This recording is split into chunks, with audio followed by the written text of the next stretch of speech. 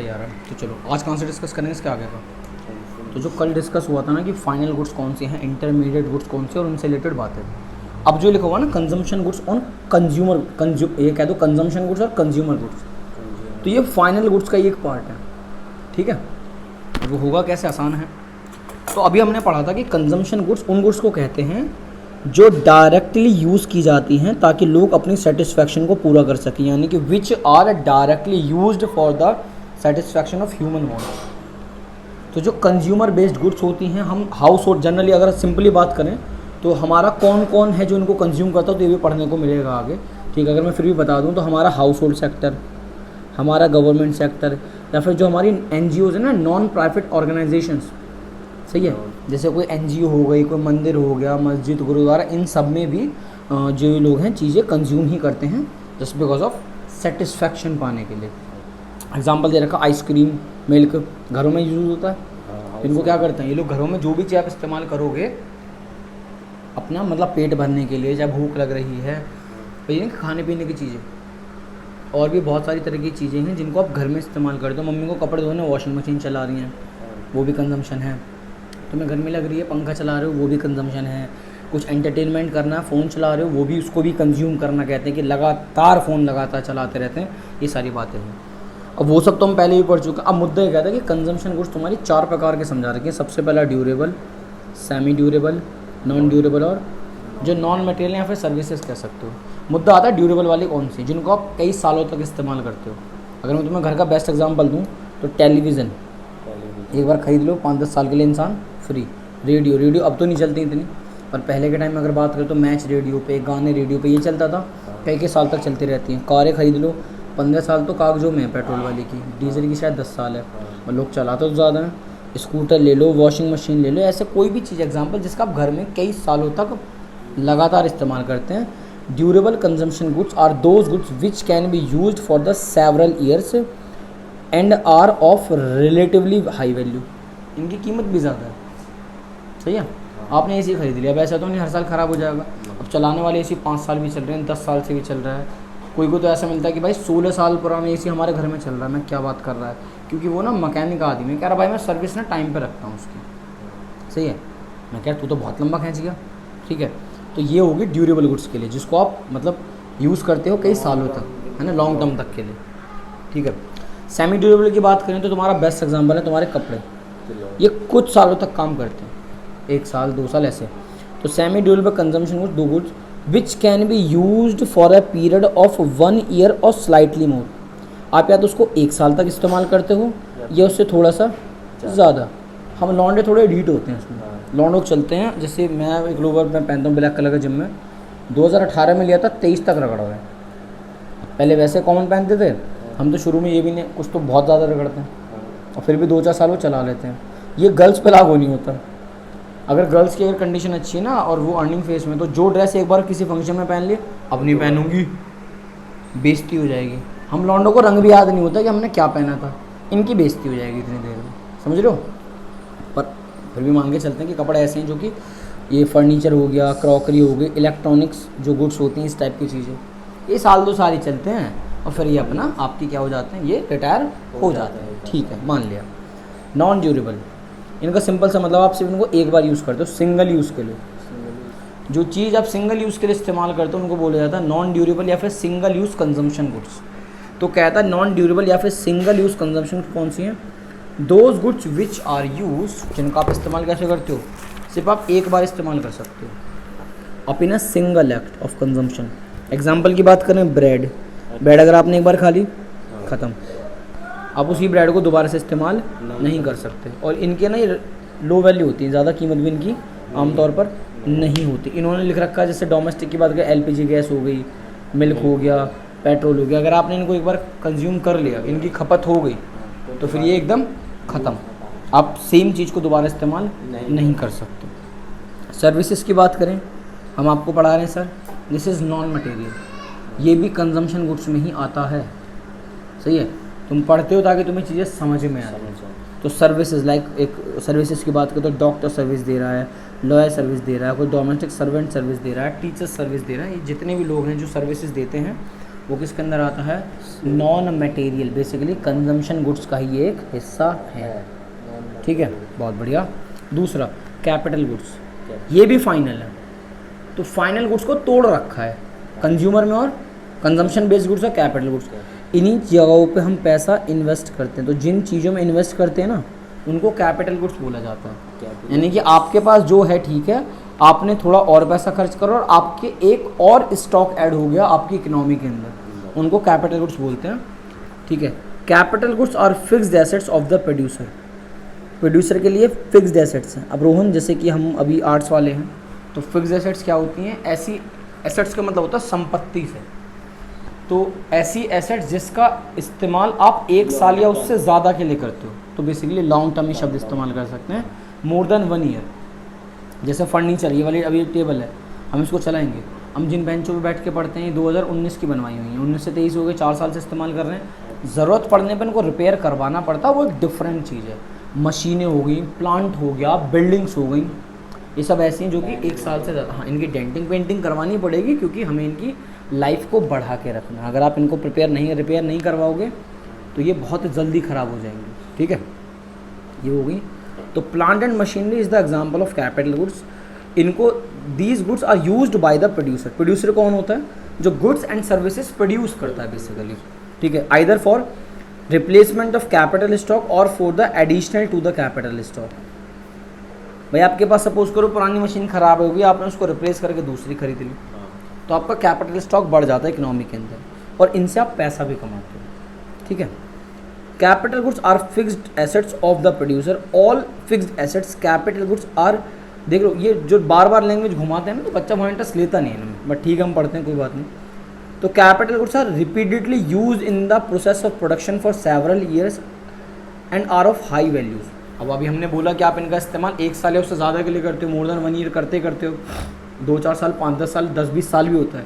तो आप इनका लगातार इस्तेमाल करते रहते हो और अपना प्रोडक्शन इनसे लेते रहते हो। ठीक है, इवन नट एंड बोल्स, सही है, जो आपके स्क्रू होते हैं ना, जो पेच क्या देते हैं, पेच स्क्रू, आप उनको भी लंबे समय तक इस्तेमाल करते हो, बट ये कैपिटल गुड्स नहीं है। पता है क्यों?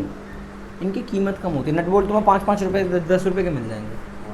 कैपिटल गुड्स जो फिक्स्ड एसेट्स हैं बेसिकली, इनकी कीमत थोड़ी ज़्यादा होती है। अपने प्लांट एंड मशीन नहीं खरीदा, लाखों में होगी। नट बोल्ट कितने के? 5-10 रुपये के मिल जाएंगे, है ना। और इन कैपिटल गुड्स से आप फर्दर प्रोडक्शन करते हो, मतलब मशीनों की मदद से आप कोई नई प्रोडक्शन करते हो।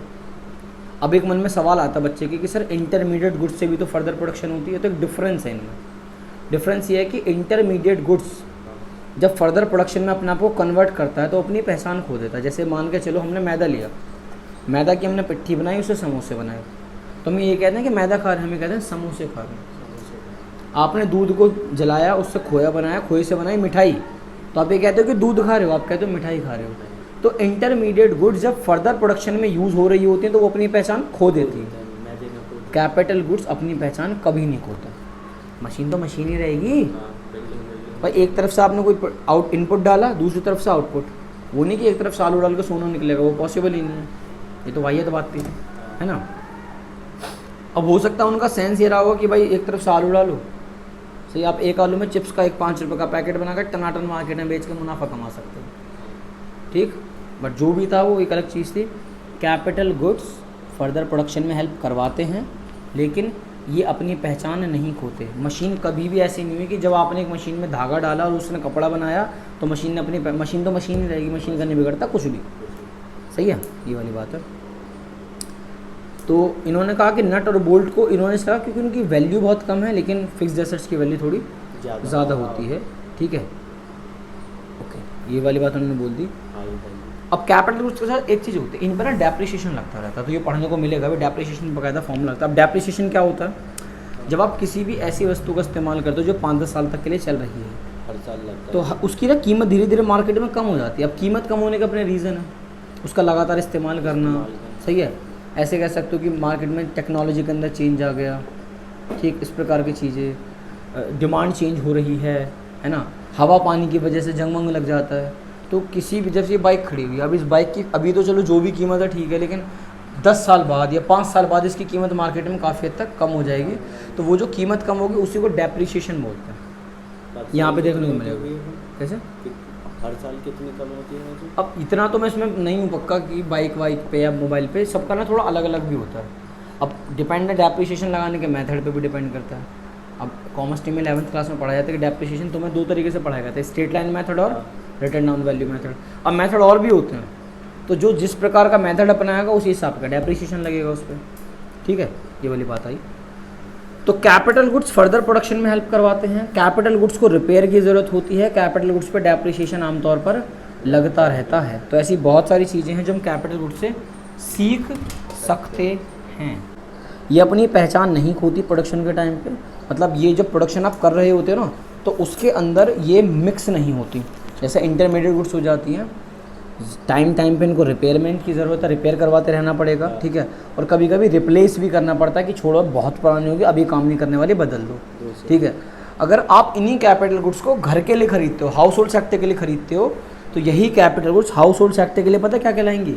सिंपल ड्यूरेबल गुड्स, जो भी हमने पढ़ा था ना, जो आप कई लंबे समय तक इस्तेमाल कर सकते हो, ये वो है। और इसके लिए ना एक शब्द और इस्तेमाल किया जाता है कैपिटल गुड्स के लिए, डिराइव्ड डिमांड। मैं लिख के देता हूँ तुम्हें, डिराइव्ड डिमांड। अब इसका मतलब क्या होता है, मैं तुम्हें छोटी सी बात बताता हूँ। इंटरमीडिएट गुड्स ही डिराइव्ड डिमांड को पैदा करती हैं। उसमें नहीं लिखा हुआ था, अब याद आया तो बता रहा हूँ। ये होता कैसे है, सुनना मेरी बात। हमारे पास गेहूँ पड़े हुए हैं और हमें गेहूँ को किस में कन्वर्ट करना होता है? खाने के लिए आटे में। अब गेहूँ इज़ अ रॉ मटेरियल, एक, क्योंकि सीधा तो गेहूँ खा नहीं सकते, तो गेहूँ को आटे में कन्वर्ट करने के लिए किसकी ज़रूरत है? चक्की की। चक्की इज़ अ कैपिटल गुड्स। तो जब आप गेहूं को चक्की में डालोगे तो आउटपुट निकलेगा आटा। आप आटे को भी सीधा नहीं खा सकते, उससे फिर चीज़ें बना के तब आप खा सकते हो। तो ये जो हमारी कैपिटल गुड्स होती हैं, ड्राइव डिमांड को भी पूरा करती हैं। सही है। और ड्राइव डिमांड होती है इंटरमीडिएट गुड्स को किसी फर्दर प्रोडक्शन में कन्वर्ट करने के लिए। तो जो जिन चीज़ों की आप गेहूं को कन्वर्ट करने के लिए आटे में जिस चीज़ की ज़रूरत है, चक्की की, इज़ अ कैपिटल गुड्स। ठीक है, ये वाली बात आती है। एक बात और ध्यान रखना, अगर ड्यूरिंग द ईयर आपका कोई सामान रिसोल्ड ना हो, मतलब रिसोल्ड के लिए रह जाए, या रिसोल्ड की जगह मैं लिख दे रहा हूँ अनसोल्ड, साल के एंड में अगर आपका कोई भी सामान अनसोल्ड रह जाए। अनसोल्ड का क्या मतलब होता है? मान के चलो हमने कहा जी हमें ना 1000 गाड़ियाँ बेचनी है, लेकिन साल के आखिरी तक, साल ख़त्म हो गया, हमारी गाड़ी बिकी 990, 10 गाड़ियाँ नहीं बिकी। जब आप गाड़ियाँ खरीदते हो बेचने के लिए तो वो इंटरमीडिएट गुड्स कहलाती हैं। लेकिन अगर वही इंटरमीडिएट गुड्स आपकी बिना बिके रह जाएं उस करंट ईयर में, तो वही इंटरमीडिएट गुड्स आपकी बन जाती हैं कैपिटल गुड्स, यानी कि वो फाइनल गुड्स में बदल जाती हैं, क्योंकि उनमें हमारा पैसा लगा हुआ भाई 10 गाड़ियों में। फिर हमें उन्हें अगले साल के हिसाब से थोड़ा सा, मतलब वापस से थोड़ा सा एडवांस करना पड़ेगा ताकि नए सेशन मिलो, क्योंकि हर बंदे को नए सेशन में नया माल चाहिए। तो हमें इन गाड़ियों को थोड़ा सा फिर अपग्रेड करना पड़ेगा, तो उनमें पैसा तो हमारा लगा हुआ है। तो अगर कोई इंटरमीडिएट गुड्स बिना बिके रह जाए, अनसोल्ड हो जाए, तो वही अनसोल्ड गुड्स आपकी कहलाती है फिर क्या? Capital goods. और कैपिटल गुड्स जो है फाइनल गुड्स कहलाती है मेनली। ठीक है, ये वाली बात आई।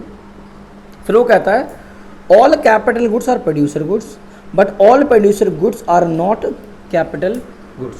तो तुम्हें पहले ये जानना पड़ेगा प्रोड्यूसर गुड्स होती कौन सी हैं और वो कितने प्रकार की मिलेंगी।